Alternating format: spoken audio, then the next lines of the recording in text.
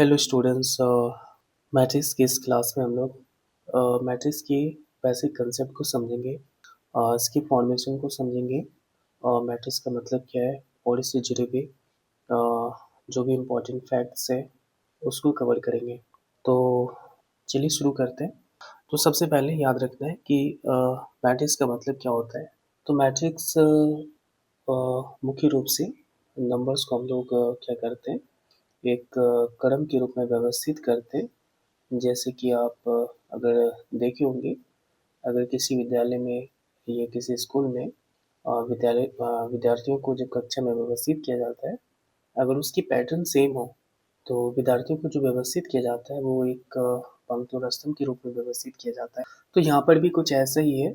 यहाँ पे क्लास के रूप में हम लोग क्या करते हैं, मैट्रिक्स का सिंबल यूज़ करते हैं और स्टूडेंट्स के रूप में हम लोग नंबर्स को व्यवस्थित करते हैं।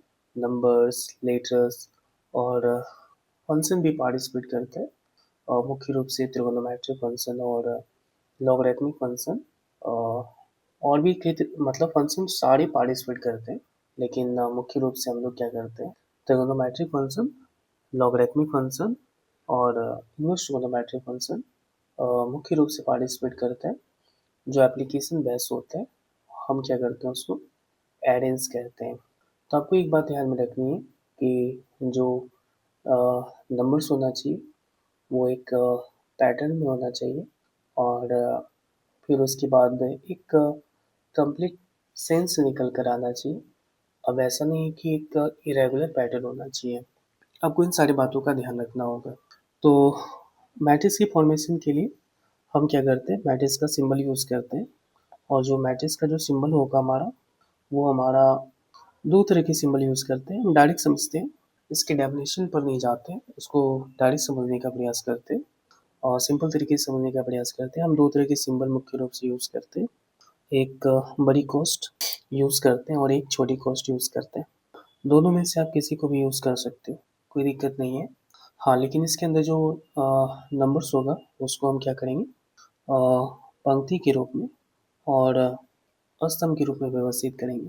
अब ये जो हमारा दिख रहा है तो ये हमारा पंक्ति 1 हो गया और पंक्ति को चूँकि अंग्रेज़ी में हम लोग रो कहते हैं, इसलिए उसको आर से सूचित करेंगे। तो ये R1 और ये R2 और चूँकि ये कॉलम है तो C1 और C2। तो ये R1 और ये R2, ये C1 और ये C2। अब इसमें नंबर्स क्या हो सकता है, हमारा नंबर्स एक 1 2 3 4 हो सकता है, या फिर हम ABCD ले सकते हैं, या फिर हम इसमें फंक्शन भी ले सकते हैं। तो कोई दिक्कत नहीं है। अगर हम साइन थीटा लें, कॉस थीटा या टेन थीटा। अब चूँकि सिर्फ एक तरह से हम लोग कर सकते हैं, ये व्यवस्थित होता है। मतलब एक तरह से जो नंबर्स हैं या जो फंक्शन है वो सिर्फ अपने स्थान को रिप्रेजेंट करता है मैट्रिक्स के अंदर। लेकिन जब हम क्या करेंगे, इस पे मैथमेटिकल ऑपरेशन अप्लाई करेंगे, यानी जब हम जोड़ेंगे, घटाएंगे, गुणा करेंगे या कुछ और भी तरह के एप्लीकेशन करेंगे, तो वहाँ पे क्या होगा, जो सेम स्थान का एलिमेंट्स होगा वो एक दूसरे के साथ पार्टिसिपेट करेगा। फिर उसके बाद अगर नंबर्स है तो नंबर्स का प्रॉपर्टीज़ लगेगा, अगर कोई फंक्शन है तो फंक्शन का प्रॉपर्टीज़ लगेगा। लेकिन एक्चुअल में मैट्रिक्स का मतलब क्या होता है, मैट्रिक्स का मतलब होता है नंबर्स क्या होना चाहिए, बस अपने स्थान पर है। जिस तरह से एक क्लास में विद्यार्थी अपने स्थान पर क्या होता है, बैठा हुआ होता है और सिर्फ हम उसको देखकर ये बता सकते हैं कि ये दूसरे बेंच पे दूसरे नंबर पे बैठा हुआ है। ठीक उसी तरह से मैट्रिक्स के अंदर क्या होता है, नंबर्स को हम बोल सकते हैं कि ये दूसरी रो के दूसरे कॉलम में या पहले कॉलम में। बस यही मतलब होता है। आपको ये ध्यान रखना होगा, ये तो तीनों मैट्रिक्स हो गया और इसमें दो पंक्ति और दो स्तंभ है, तो 2 बाय 2 हो गया, ये भी 2 बाय 2 हो गया और ये भी 2 बाय 2 हो गया।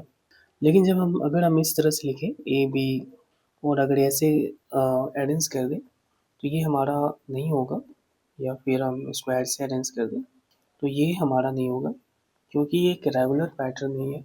क्योंकि हमारे पास 3 नंबर है, तो 3 नंबर के लिए हम क्या कर सकते हैं, एक ही पंक्ति में तीनों को बैठा सकते हैं या 3 अलग अलग पंक्ति में बैठा सकते हैं। तो ये कोई पैटर्न नहीं है। तो ये हमारा मैट्रिक्स नहीं होगा, आपको ध्यान रखना है।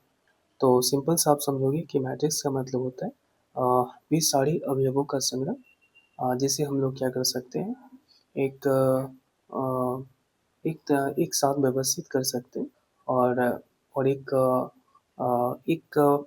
पैटर्न में होना चाहिए और जिसका मतलब होना चाहिए वो हमारा मैट्रिक्स है। तो ध्यान रखोगे, मैट्रिक्स का मतलब अवयव के स्थान का पता चलता है, न कि उसके एप्लीकेशन का। जब बात मैथमेटिकल एप्लीकेशन का होगा तो जिसकी जो फंक्शन है वो उसके हिसाब से वर्क करेगा। आप ये बात ध्यान में रखोगे, मैट्रिक्स का इसमें कोई रोल नहीं है। अब चलिए इसका फॉर्मेशन देखते हैं और चीज़ों को समझने का प्रयास करते हैं। अगर हमारे पास अगर ई मैट्रिक्स है तो ध्यान रखना है कि मैट्रिक्स को हम लोग अंग्रेजी के बड़े अक्षर के द्वारा सूचित करेंगे और उसके बाद जो उसका अवयव होगा उसको हम छोटी ए से, अब दोनों की कोटि होती है, मैट्रिक्स की भी कोटि होती है और उसके अवयव की भी कोटि होती है। आप दोनों की कोटि को लिखोगे तो ए बराबर ए आई से एम बाय एन। आपको ये ध्यान रखना होगा, ये जो हमारा एम बाय एन है, चलो हम साइड में लिख देते हैं। एम बाय एन जो है वो हमारा ऑर्डर ऑफ मैट्रिक्स है, या सिंपल से हिंदी में बोले तो आव्यूह की कोटि है, आव्यूह की कोटि। अब इतना आप कर पाओगे, ये नॉर्मल सी बात है। और रही बात मैथ में इंग्लिश हिंदी नहीं होता है, इंग्लिश भी हिंदी जैसा ही है, तो कोई बड़ी बात है नहीं। अब ये जो हो गया ना, ये हम बोल सकते हैं ये नेम ऑफ मैट्रिक्स है, ये मैट्रिक्स का नाम हो गया। अब जो ए आई जे दिख रहा है ना, ये ए आई जे, तो ये हो गया एलिमेंट ऑफ मैट्रिक्स, चूँकि ये जनरल फॉर्म में है तो ये एलिमेंट्स ऑफ मैट्रिक्स हो गया। और ये जो आई बाय जे दिख रहा है, जो कि आई जे है और उसको लिखा आई बाय जे जाता है, तो ये हो जाएगा order of elements of matrix, order of elements of matrix. तो आप समझ में आ गया। और ये इसका सिंबल हो गया, पहले ही हम बता चुके हैं कि सिंबल हम दोनों तरीके से कोई दिक्कत नहीं है। तो ये हमारा क्या हो गया, मैट्रिक्स का नाम हो गया। यानी जितने भी अवयव है मैट्रिक्स है उसको हम लोग अंग्रेजी के बड़े अक्षर के द्वारा लिखेंगे और जो अवयव होगा उसको हम छोटी कोष्ट से बड़ी कोष्ट के अंदर सेपरेट करेंगे, वो उनका सिंबल होगा। और एम बाय एन जो होगा वो मैट्रिक्स का ऑर्डर होगा और आई बाय जी जो होगा वो मैट्रिक्स के अवयव का सिंबल होगा। एक एग्जाम्पल भी हम लोग देख ही लेते हैं। अगर हमारे पास दे रखा है ए बी सी और डी, तो इसमें अगर हम देखें तो इसमें दो पंक्ति है। अगर हम चेक करना चाहें तो दो पंक्ति और दो स्तंभ है, तो ये 2/2 का मैट्रिक्स है। तो आपको ये ध्यान रखना होगा। जैसे अगर हम पहला वाला देखें, ए को देखें तो ए हमारा क्या पहला पंक्ति और पहला स्तंभ है, यानी पहला पंक्ति और ये पहला स्तंभ है, यानी ये R1, ये R2, ये C1 और ये हमारा C2।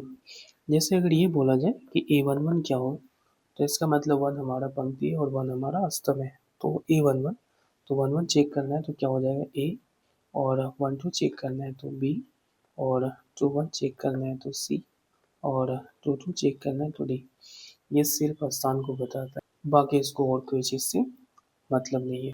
तो बिल्कुल ध्यान रखोगे, ये कुछ भी हो सकते हैं, बस एक पैटर्न होना चाहिए और बाकी कोई दिक्कत नहीं है। चलिए हमारे पास एक क्वेश्चन है, करें 2/2, 2/3 अवयव की रचना करना है और जो शर्त दे रखा है अवयव के लिए वो 3i माइनस जे होना चाहिए। तो चलिए देखते हैं। ये बराबर दे रखा है ए आई जे, और जो ए आई जे हमारा है वो 2/3 होना चाहिए, 2/3 है, 3/2, 2/3 है। और इनके लिए जो शर्त है आई जी जो होना चाहिए हमारा 3i माइनस जे होना चाहिए, 3i माइनस जे। तो हम बारी बारी से क्या करेंगे, सबसे पहले इसका हम जनरल फॉर्म तैयार करेंगे। चूँकि ये दे रखा है मैट्रिक्स का नाम, तो ये हो गया। अब इसमें दो पंक्ति और तीन स्तंभ है, तो ये हमारा दो पंक्ति हो गया। हम सिर्फ समझाने के लिए बता रहे हैं, इनका वैसे कोई मतलब है नहीं। और ये तीन पंक्ति हो गया। अगर हम इसको थोड़ा सा एक और दो करके समझे, 2 3, आपको ध्यान रखना होगा कि जो एक्स अक्ष के अनुदिश है वो हमारा पंक्ति है और जो वाई अक्ष के अनुदिश है वो हमारा स्तंभ। तो ये हमारा हो जाएगा, ये जनरल फॉर्म में ये A11, ये 1 2, पहले पंक्ति लिखेंगे उसके बाद स्तंभ लिखेंगे, A21, A22, A23। तो ये मैट्रिक्स का सामान्य रूप है और जनरल फॉर्म में है। अब हम क्या करेंगे, इसका जो हमारे पास शब्द दे रखे हैं उसके अकॉर्डिंग हम क्या करेंगे, चीज़ों को तैयार करेंगे। तो चूँकि ए आई जे जो दे रखा है हमारे पास, वो 3i माइनस जे दे रखे हैं, तो 1 निकालेंगे। 3 1 माइनस 1 तो 2 हो जाएगा।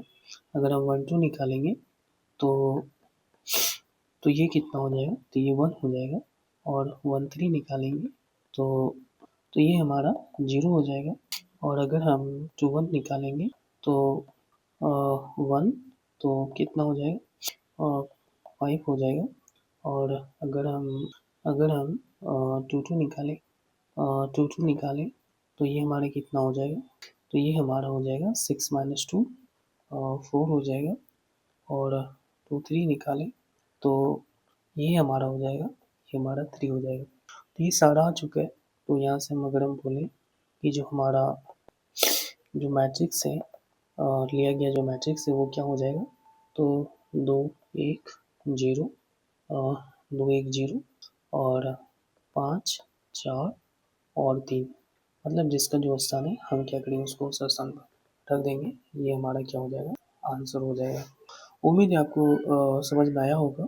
और अगर आया है तो आप बिल्कुल एक क्वेश्चन हम दे रहे हैं, आप इसको ट्राई करना और इसका कमेंट करके आंसर बताना। हालांकि कमेंट तो पॉसिबल नहीं है क्योंकि मैट्रिक्स फॉर्म में आपको टाइप करना होगा, तो आप पंक्ति और स्तंभ के अवयव बता सकते हैं। तो क्वेश्चन हम दे रहे हैं, अब एक ही क्या करना है, अब एक ही रचना करना है। ठीक है, यदि ए आई जे बराबर दे रखा है आई प्लस जे का होल स्क्वायर, ये दे रखे। और तो ये ऑर्डर दे देते हैं।